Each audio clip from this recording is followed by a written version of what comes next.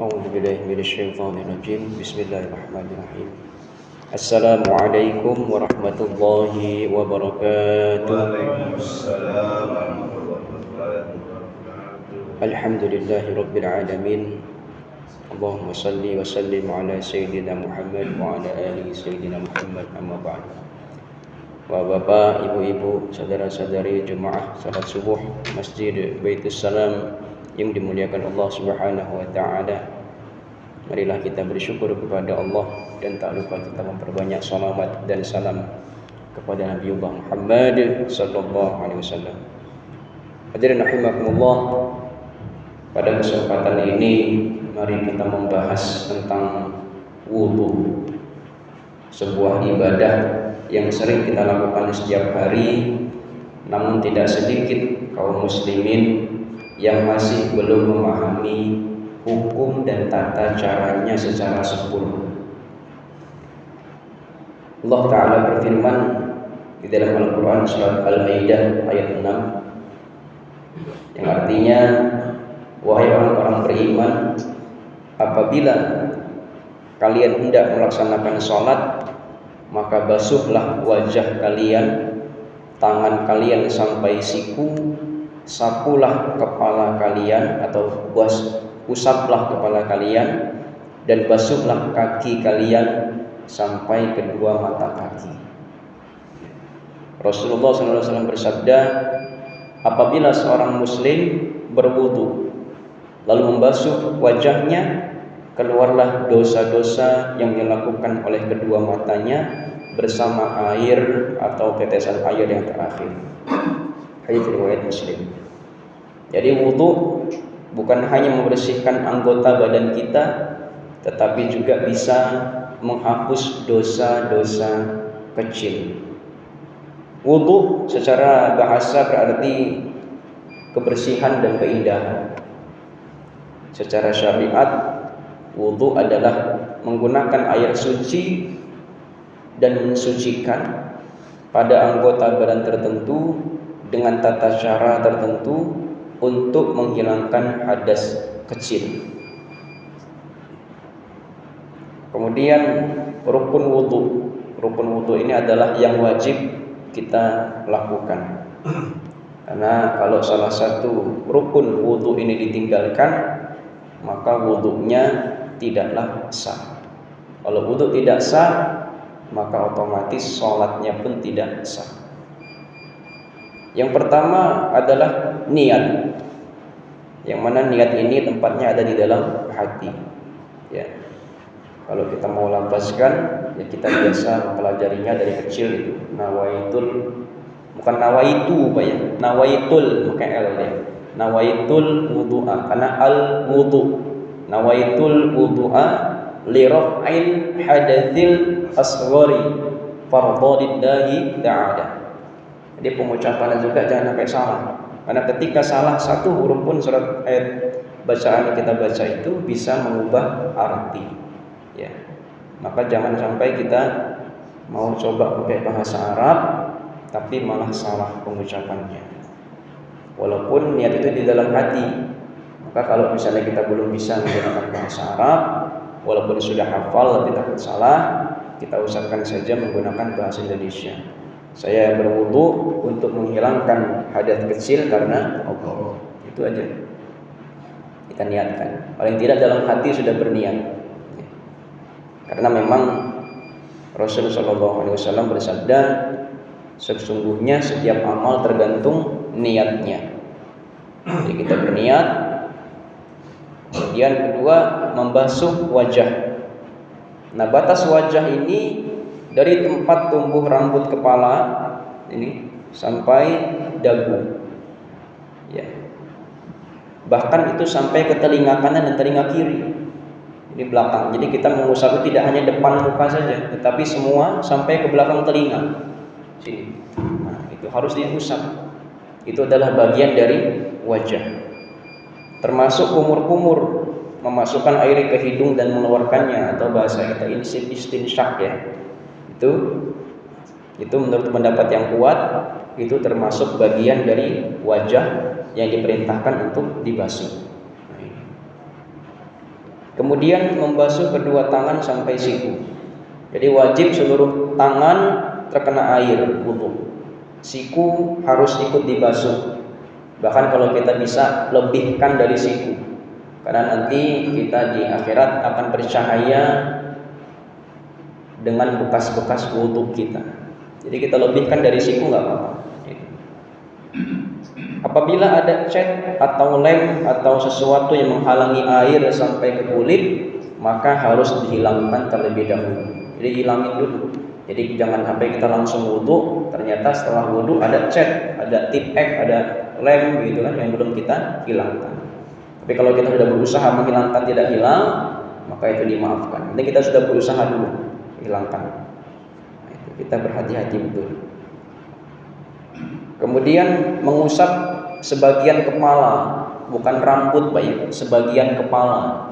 Dia bukan rambut. Famsahu biruusikum. Bukan sya'rikum, bukan, tapi ruusikum, sebagian kepala. Nah, terkadang kita membasuh hanya rambut saja. Nah, rambut ini bukan bagian wudu. Bagian wudu adalah kepala kita. Kenapa? Karena ada orang yang tidak punya rambut. Ada orang yang tidak punya rambut. Maka Masya Allah, ini Al-Quran ini memang luar biasa. Jadi pembahasannya sangat luar biasa, sangat detail sekali. Nah, di bagian kepala. Nah, bagaimana caranya?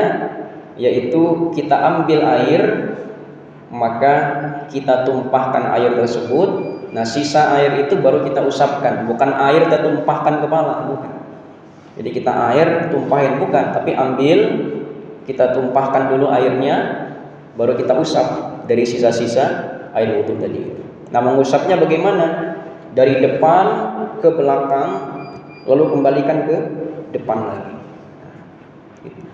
Bahkan ada yang sekaligus membasuh telinga seperti ini. Itu ada.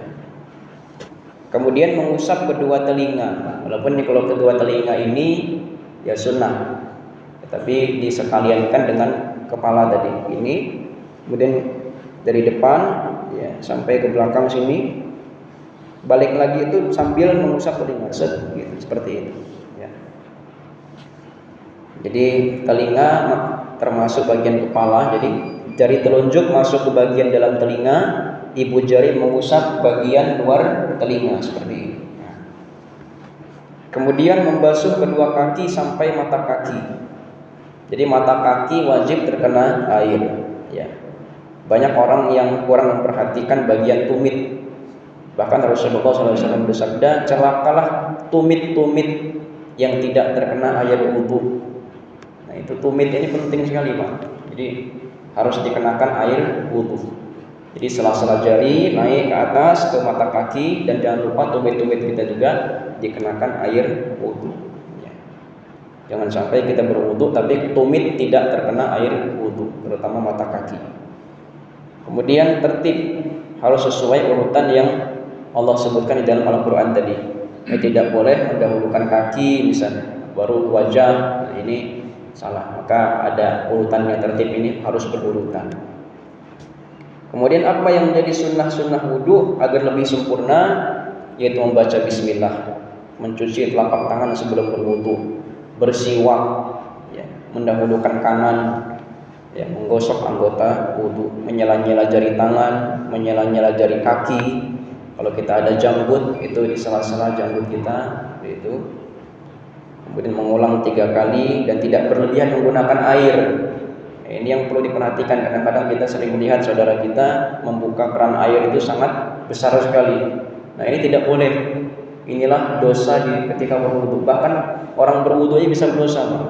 Kenapa? Karena menggunakan airnya terlalu boros.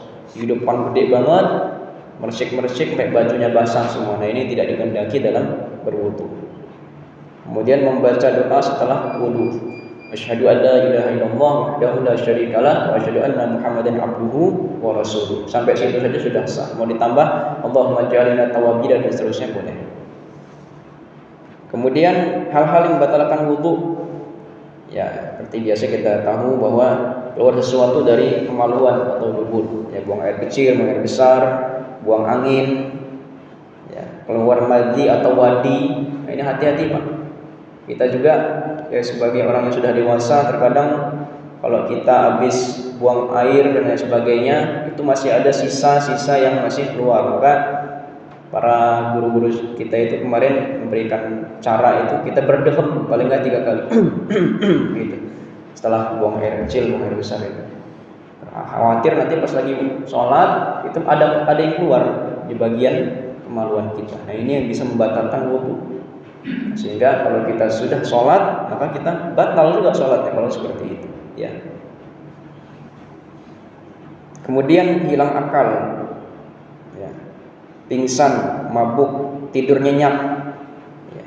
Kalau tidur duduk misalnya, penting kita kayak gini aja nggak apa-apa, masih sadar, tidak membatalkan. Tapi kalau tidur selonjoran begini, tidur, nah itu batal.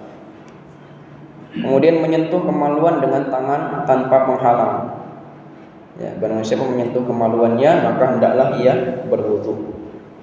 Kemudian murtad. Apa yang menjadi pertanyaan yang sering ditanyakan dalam berwudu ini? Apakah keluar darah membatalkan wudu? Maka keluar darah tidak membatalkan wudu. Baik darah luka, mimisan misalnya, ya, kalau keluar darah atau darah yang keluar sedikit. Namun dianjurkan kita membersihkannya. Ya. Kemudian apakah muntah membatalkan wudu? Maka muntah tidak membatalkan wudu. Tapi kita setelah muntah itu misalnya ini kita berkumur-kumur membersihkan mulut kita. Apakah menyentuh istri membatalkan wudu? Maka pendapat yang lebih kuat itu tidak membatalkan selama tidak keluar sesuatu dari kemaluan. Karena Rasulullah SAW pernah mencium istrinya lalu sholat tanpa berwudu lagi. Ya. Kemudian apakah makan membatalkan wudu? Maka makan tidak membatalkan wudu. Tapi kalau kita makan daging unta, ini membatalkan wudu. Sebagaimana sabda Rasulullah SAW memerintahkan berwudu setelah makan daging unta. Ya. Nah, ini jadi harus kita ketahui. Kemudian bagaimana kalau kita lupa membasuh atau bagian-bagian kecil? Ya.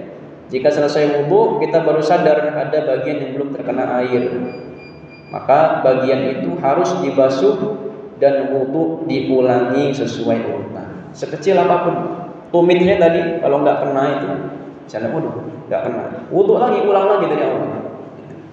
Maka kita betul-betul sempurnakan wudu kita. Airnya jangan terlalu besar, terlalu kecil saja. Kemudian mengapa buang angin keluar dari belakang, tetapi saat wudu yang dibasuh wajah, tangan, kepala dan kaki. Nah, ini sering muncul pertanyaan seperti ini, terutama bagi kita yang mungkin semakin masih belajar ya Pak. Karena wudu bukan sekadar membersihkan anggota wudu yang terkena hadas, tetapi merupakan ibadah yang tata caranya ditentukan oleh Allah dan Rasul. Ya, jadi tujuan wudu itu tidak hanya menghilangkan najis, tetapi menghilangkan hadas. Nah, hadas dengan najis ini berbeda.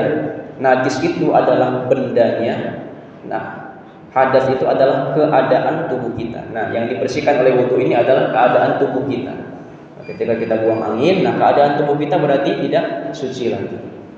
Maka ini kita dianjurkan untuk berwudu. Kemudian bagaimana kalau kita sedang wudu menggunakan cincin? Ya. Kalau air bisa masuk ke bawah cincin maka sah. Nah, kalau menghalangi air untuk masuk ke bagian yang terkena air wudu, maka cincinnya harus dilepas terlebih dahulu ketika wudu. Nah, ini khawatir kita lagi pakai cincin. Nah, di balik cincin ini ada bagian yang tidak terkena wudu dan itu wudunya bisa menjadi tidak sah. Itu bagi kita yang menggunakan cincin. Bagaimana jika menggunakan kutek? Kutek ini ya pacar Pak ya, di kuku itu biasanya perempuan menggunakan, kalau laki-laki kan nggak ada. Kutek membentuk lapisan dan menghalangi air, wajib dihilangkan sebelum wudu. Ya, kenapa? Karena air itu harus sampai ke kuku. Kecuali kalau dia kuteknya itu yang menyatu dengan kuku ya Pak, itu diperbolehkan, dimaafkan bagi yang wanita. Tapi kalau kutek yang bisa dikerok kemudian dia hilang, nah itu menutupi kuku berarti itu harus dihilangkan dulu. Maka ini pekerjaan besar juga ketika kita mungkin jadi pengantin, Pak ya. Teman kita mau nikah ya. Itu kan wudunya sholat tidak ada halangan. Karena ada orang yang nikah jadi pengantin mempelai pria dan wanita, akhirnya nggak sholat pada hari itu gara-gara takut wudunya takut make upnya hilang. Nah ini ya dosa besar, nggak boleh. Karena sholat itu nggak ada memandang itu. Ya orang kita nggak bisa duduk aja kita disuruh sholat sambil berbaring kan begitu. Maka ya dulu pengalaman saya sudah nikah itu, memang kita harus bisa menahan batal wudu dari mulai kita make up segala macam, takut kalau luntur, ya kita harus bisa menahan diri agar tidak batal wudu kita. Itu istri saya bisa itu. Dia dari jam 8 pagi sampai zuhur sampai asar itu bisa nggak batal. Itu luar biasa. Itu kalau dia bisa seperti itu. Tapi kalau tidak bisa ya harus wudu gitu. Ya make upnya dihilangkan dulu. Karena bisa menghalangi air yang terkena wudu. Kemudian bagaimana jika ragu sudah batal atau belum? Ya, misalnya kita kok buang angin atau batal apa enggak ini ya. Nah kalau masih ragu-ragu maka kita ambil kaidah Nabi SAW, jangan berpaling sampai mendengar suara atau mencium bau. Jadi kalau kita khawatir buang angin, jadi kalau ini ragu-ragu maka kita itu berarti sudah masuk ke was-was dari syaitan. Maka ada syaitan yang khusus menggoda orang berwudu sehingga nanti wudunya berulang-ulang kali. Jadi dia nggak sah kayak mana. Nah itu maka kita ambil penguat diri kita selama dia tidak berbau, tidak mengeluarkan suara, maka kita tetap lanjutkan sholat kita. Jadi ini wudu adalah kunci dari sholat. Jika wudu rusak maka sholat tidak diterima. Karena itu kita pelajari terus wudu dengan baik. Kita ajarkan kepada keluarga kita, kepada anak-anak kita dan jamaah kita. Rasulullah SAW bersabda, tidaklah menjaga wudu kecuali seorang mukmin. Maka itu tadi kita harus menjaga wudu, bukan dari kita buang angin saja, Pak. Misalnya kita buang angin, buang air kecil. Kalau kita menjaga wudu, habis buang air kecil itu wudu lagi, Pak. Wudu. Itu orang menjaga wudu itu seperti itu. Bilal bin Rabah itu bukan berarti dia dari pagi sampai Isya itu enggak buang angin, enggak. Ya buang angin, buang air kecil. Tapi habis itu dia berwudu. Itu orang menjaga wudu. Dan yang hebatnya lagi adalah ketika bersalaman dengan orang yang bukan mahram. Itu kan membatalkan wudu, Pak. Orang-orang yang menjaga wudu biasanya salamannya itu tidak mau menyentuh yang bukan mahramnya. Nah ini itu lebih tinggi lagi tingkatannya. Maka kita perhatikan wudu ini bisa mengendalikan gaya hidup kita juga.